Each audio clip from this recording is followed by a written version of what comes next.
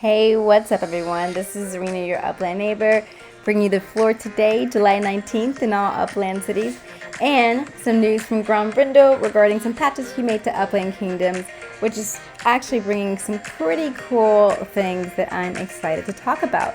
So let's go ahead and talk about those things before we talk about our floor. Upland Kingdoms has brought such passion back to Upland, but it's also brought some division. And, people are really competitive, but also getting a little bit personal with their attacks. And I just kind of want to remind everybody who's out there listening and playing that this Upland Kingdoms game, it is a game. And yeah, you can get into a game and play a game. But remember that we were an Upland community that was pretty much really into Upland because of our community, and you don't want to forget who your friends are. So don't let a game get in the way of those friendships. And remember, these aren't just like some avatars behind the computer. These are like real people with real faces that we've seen at events, that we've mingled with, that we love. So, keep it classy and, stay chill about it. Be good sports. With that said, there are some implementations that you want to know about in Upland Kingdoms if you want to play, because these are the things, that count. So one of the things that Grand Brindle changed was what you need to start as far as battles.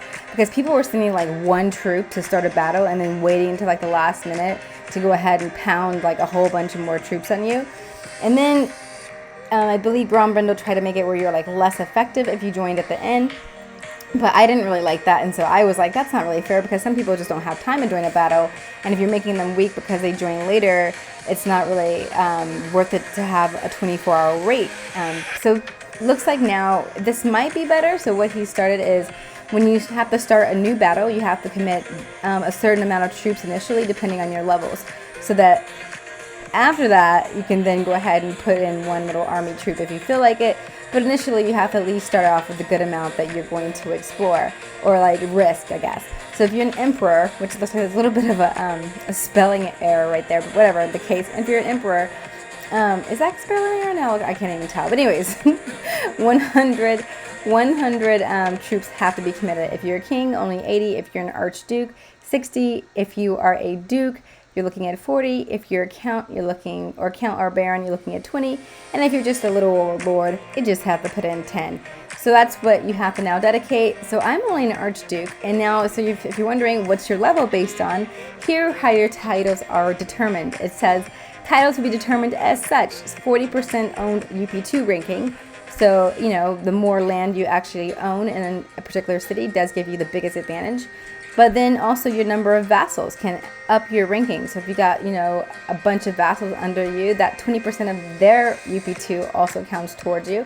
And then 20% of your own workers, 5% of the population density ranking, and then 15% wealth scored. And now here's gems, gold, silver, those coins, they do now count as part of your wealth. So if you got a bunch of diamonds, that can go ahead and increase your wealth score and give you a little bit of a bump in your title. I'm looking at reach king, queen, empress, emperor.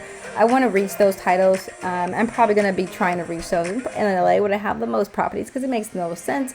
But, later on, as Grand Brindle opens up other cities, which I wonder if these particular cities are coming, maybe I'll try for those ranks in other places. Here's what we have. He did push out some other things. Hunters now actually do something. We already talked about the minimum troops. Titles are also designated by a mixed number of things, which we talked about. Excuse me. The other thing is that now we have these new dev shops, which is why I bring up the fact that maybe we'll be seeing the game enter these cities soon. Now that the dev shops are there, we have Rio, and over there on Rua Domingos in Segreto, 246A, in London, 9 Whitehall, Queens, 16027 95th Street. So I definitely suspect that those cities may be coming to Upland Kingdoms in the near future. Can't wait. Get your cities and get your properties ready. If you got an ice cap, you might want to, well, you won't know, I guess, until those cities open. We'll see. Here's the floor. Take a good glimpse. It's getting late, so I better hurry up and just talk quickly. I felt like I was seeing a lot of prices go up, but it doesn't look like that. It looks like there's actually probably a fair amount of red. So here's where we're at. Yeah, that's about about it. So happy hunting. I'll see you guys in Upland.